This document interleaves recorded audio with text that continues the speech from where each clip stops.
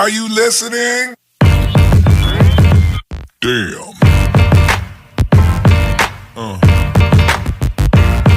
Yeah.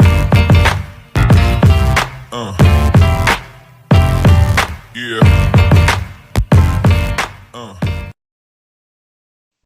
Another episode of Trash Talk. I'm Damian Hill. With me, as always, is TJ O'Connor. Tonight, we have, once again, Sam the Mohawk Menace, who's getting ready for his fight. November 15th, the main event against Angel Pacheco, fighting alongside his own brother, Juan Hernandez, who's the co-main event that night. Trash Talk is brought to you again by Valhalla Combat Sports Incorporated, Inkstring Tattoo out in New Brighton, Minnesota, and Mile High CBD Buds. How are you doing tonight, Sam? I'm doing good. Just got done relaxing. Just gonna take a little bit more rest before I go into do security tonight. So I'm doing great.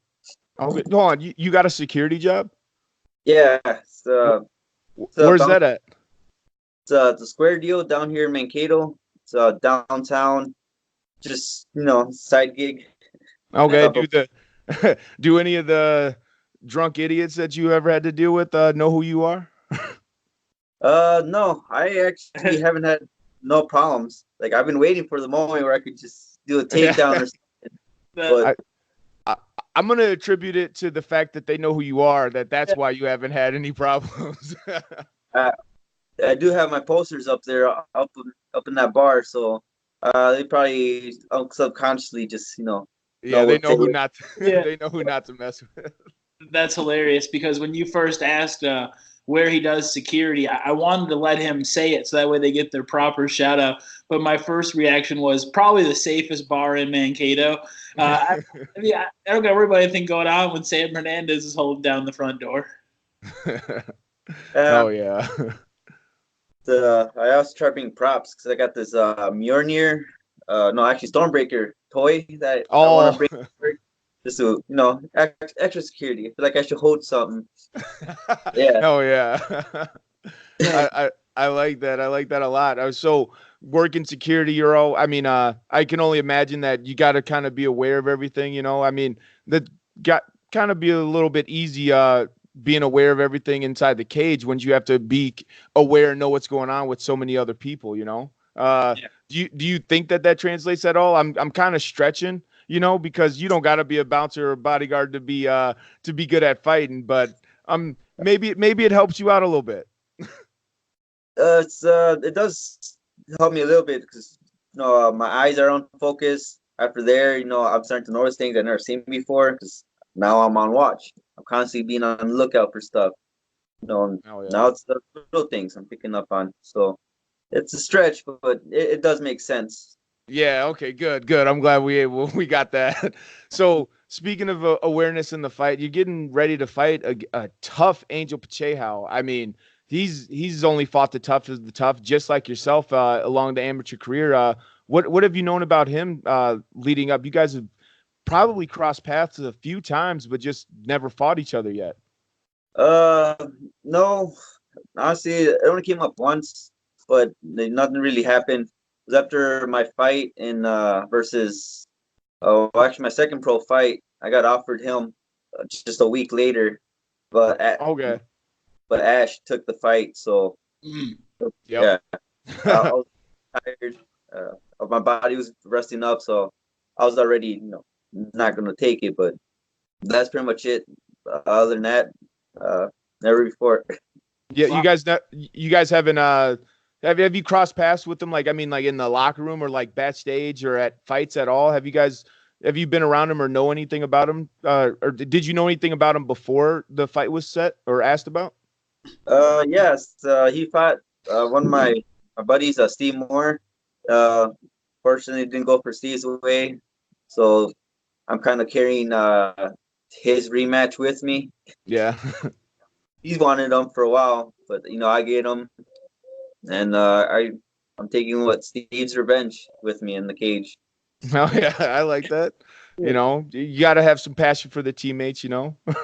Definitely. And so you mentioned, this is the first time you guys your names crossed paths was earlier this year, back in April, right after your fight in March, which was his pro debut. Now, fast forward 6 months later, Here we are. I know we had a chance to talk to you right when the jackpot card was first announced, and I know you were so excited to finally get that opportunity to fight so close to home.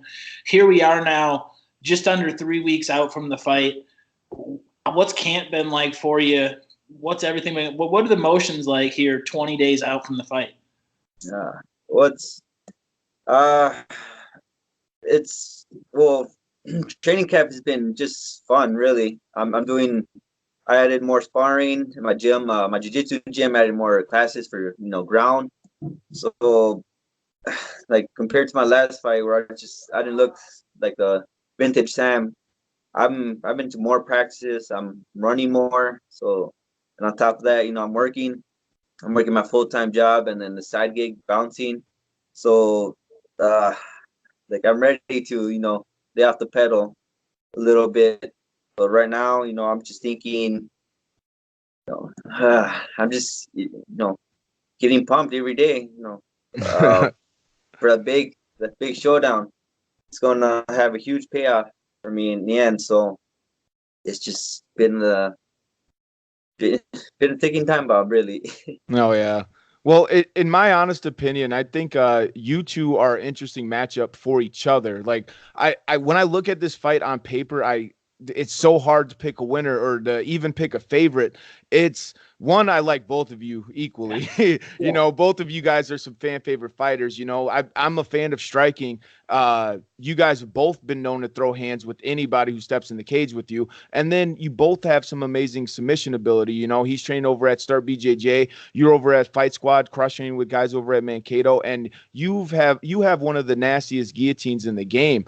If I had to, I don't know, put it the best way is like, I'm not trying to throw any shots at you at all. This is compliments the way what I'm meaning right now is I think Angel is a little bit more technical. I think you have a little bit more power. I think you both are equal in that, like, I'll throw hands with the motherfucker, and then both are super aware and super ready for when the fight goes to the ground, if it ever does go to the ground. Do you think that that's a fair assessment? And how do you think that your styles match up against each other? As far as I know, he has the striking background, the 50+ boxing matches to back it up. I just have, just a bunch of slugfests in the cage. I don't know if he does jiu-jitsu tournaments, but in my 30 fights, amateur fights, I've gone to the ground, I've stood up. He may be more technical and whatnot, and I'm just feeling that I'm actually have in-cage experience versus ring experience. So I feel like that might play a factor in it. And yeah. And I hope it didn't come off as insulting at all, because one of the things that people need to understand too is when you have a guy who's focuses a little bit more on the technique side of striking versus somebody who understands the technique side and is willing to let things go a little bit more freely.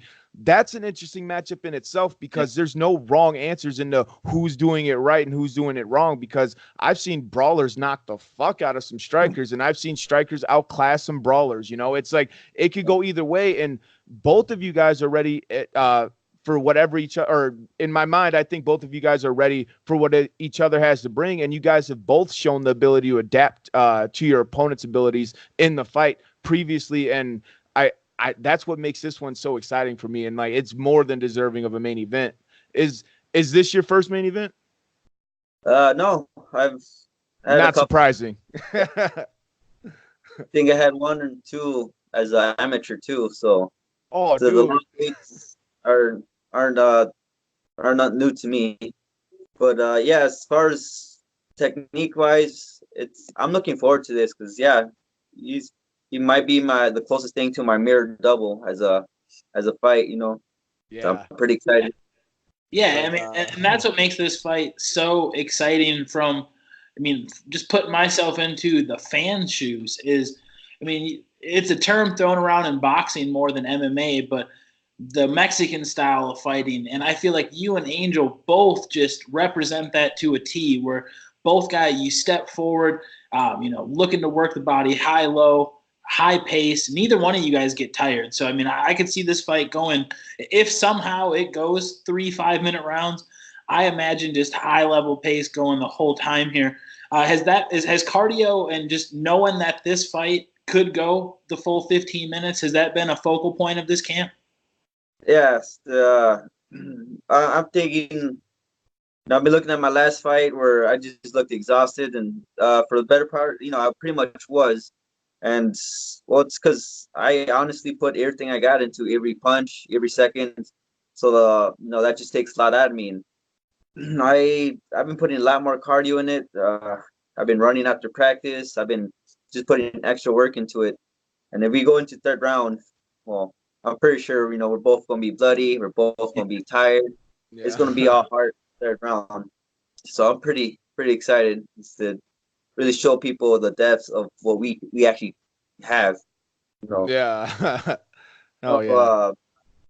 Fights end quickly, and doesn't really show how far I'm willing to go for a victory.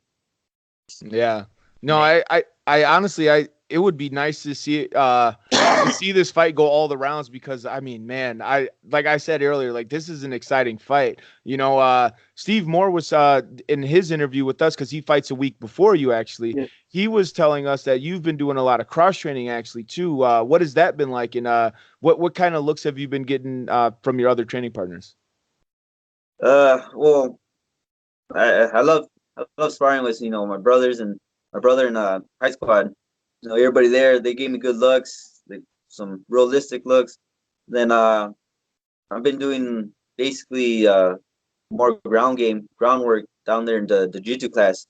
So I'm getting guys working, some high level, I guess that's the brown belts and purple belts, just beating me up. 'Cause I'm still a blue belt. Yeah. And, it's rough, I'm getting beat up on the ground over there, then getting beat up and standing up over there. As far as cross training, it's I feel way more comfortable in both areas now, and it's honestly, I feel like a better fighter. I'm ready for it. Man. Yeah. And I love that. Yeah, and that's great to hear, especially, this close out to the fight, just the confidence. I can hear it in your voice, how great everything's going. You mentioned, training with high-level guys on the ground, might beat you up, and then you get to go home and spar with all the guys at Fight Squad. Now, all those guys are on the card with you. I mean, I feel like every person that signed up and has a waiver signed on this card. I mean, what's that like? I mean, just knowing, obviously you have your brother, but then you have, guys like Vincente, guys like Henry. I mean, there's a group of amateurs that are coming up that are very talented. What's it like being in the room with them and sharing your experience? Because, as young as you are, you're the veteran in the room. Honestly, it feels weird because, a lot of those guys are my age, and I've been doing this, so much longer.